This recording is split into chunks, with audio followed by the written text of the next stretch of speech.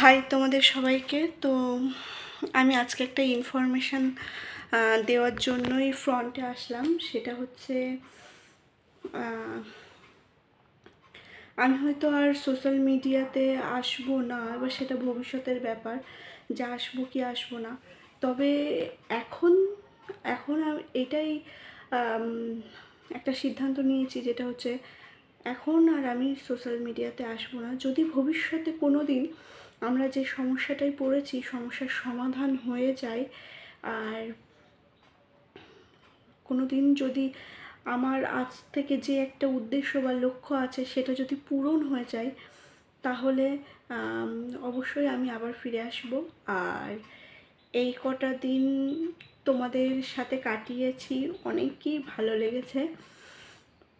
সেটাই বলছি যে আমি যদি কারোর মনে একটু হলেও জায়গা করে নিই, তাহলে তোমরা অবশ্যই প্রে করো যে আমার যেন উদ্দেশ্যটা পূরণ হয়ে যায়, আমি যেন আবার আসতে পারি, হেসে খেলে ভিডিও করতে পারি।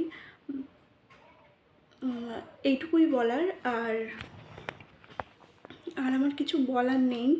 তারপরেও আমি বলছি, আর যদি একটু হলেও কারোর মনে এই কদিনে জায়গা করতে পারি, তাহলে তোমরা অবশ্যই ভগবানের কাছে চেয়েও যে আমার সমস্যাটা যেন সমাধান হয়ে যায়।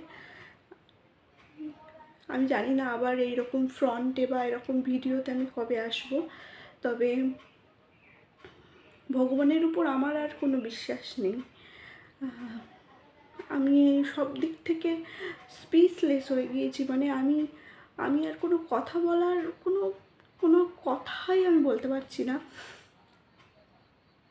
তাও আমি বলছি যে সবাই ভালো থেকো, সুস্থ থেকো। আর আমি আর ভিডিও দরুন কারোর মনে যদি একটু হলেও আঘাত লেগে থাকে, তাহলে আমি সবার কাছে ক্ষমা চাইছি।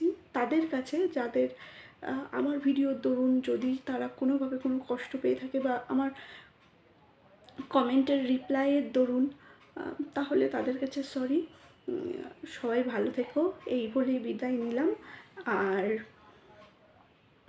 জানি না আবার কবে আসবো, আদেও আসতে পারবো কিনা এই সোশ্যাল মিডিয়াতে, সেটাও আমার জানা নেই।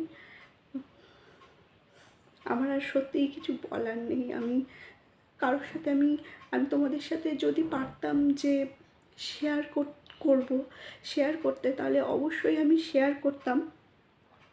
আমি শেয়ার করার মতো সিচুয়েশান না, আর শেয়ার করার মতো জিনিসও না যেটা আমি শেয়ার করব।